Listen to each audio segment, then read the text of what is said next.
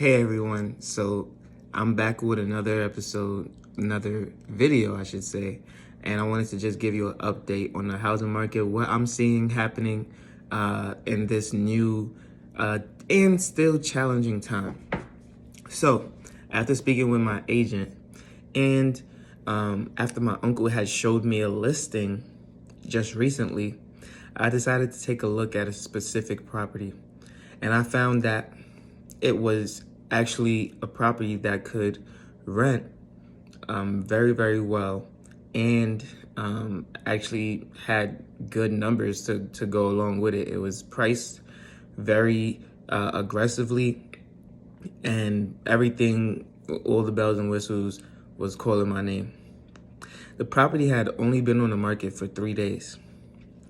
And when I contacted my agent, I did not realize that they had already, in that second day, asked for highest and best offers, right?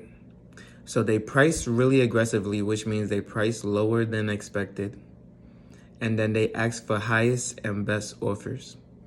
I hate that term as a buyer, because what that term tells me is that they have multiple offers on the property and that they're probably going to sell it for more.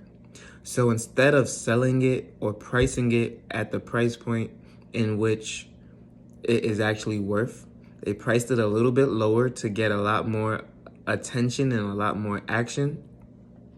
And then when everybody gets excited, when everybody walks the property, when everybody takes a look at it, when everybody is super, super interested and they no longer want to let go, when they've looked everywhere and they say, wow, I can actually afford this thing, now they sweep the rug from under them and they say, hey, we had 5 people who wanted to put an offer in, highest and best, which means no negotiation, no wiggle room. We're not looking to go back and forth 100 times. What is your best offer right now? And we will accept it. What that tells me is most people who are looking within that certain range already know that maybe they can only do 15,000 more, 10,000 more, 5,000 more, or else you wouldn't be looking in that price range, right? So they're going to take the highest offer, which will definitely be no more than 15, because most people who are being conservative would have definitely backed out by then. And those people who were right around their budget line is probably not going to have anything more than that. But $15,000 makes a difference in the terms of what it would rent for and everything else, especially with the interest rates as they are now. And here's another thing that is fueling the housing market again, which, to no surprise, in November, housing prices were at 7.1%, and now they're down to 6.1% as I'm making this video. So a whole point lower, almost 5%, and I'm sure you can buy points and get down to the high 5s now. With that being said, there's a lot more action in the market, especially for my real estate agent, who is one of the top sellers in Columbus. Of course, he's going to be seeing more business than normal agents within the area. And therefore, that's going to attribute to a lot of demand that he's seeing and letting me know what the market is doing as well. So I can expect that this house will be listed pending a sale very, very shortly. It was a condo that was in question. And, they're going to get their number and a little bit more than that. People are going to outbid. They're actually going to pay more than what the house should have been listed at. And that's because of emotions and things like that. And it is a seller's tactic that is used to draw a bunch of people in. So rather than looking for one specific buyer, you look for a pool of buyers, and that way you can gauge who wants this the most. You can get them excited. You can get them feeling great about the home.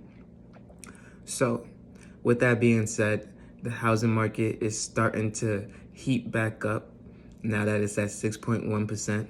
The Fed is due to meet very, very soon, and they may be going off of the lower trend on inflation and still reduce the rate a little bit lower or hold it. Because what I see happening is if they reduce the rate any more, this housing market is going to go ablaze, is going to go on fire. But if they hold it where it is, it will correct a little bit. It will correct a little bit. Bad properties will probably not go for sale. And if they actually raise it a little bit higher, then we will get what the Fed has been wanting, which is a decline in housing purchases at a number that we haven't seen in the last 3 months or so. Do I expect the Fed to raise rates? I don't know. Honestly, it's very confusing times that we're in. They don't have these numbers yet on how many people is buying, and obviously this is just in the state of Ohio that I'm speaking towards. But I would say the Fed is going to raise rates again by 0.5 point, and that should be enough to curb demand. That should be enough to stifle those who did not lock in a rate. And I believe that that will do a lot of justice towards lowering inflation as a whole. So that's just an update on the housing market, what's going on. Finally finding a property that could rent. However, it was a seller's tactic. It wasn't a true property for rent. And so, you know, it's going to take some time to get back to normalcy. It's going to take some time to get back to where prices should fall to and what rates should look like. But in the meantime, I'll be here to update you and keep you locked in. If you like this video, make sure you leave a like, comment, and subscribe. And I will see you on the next one. Peace.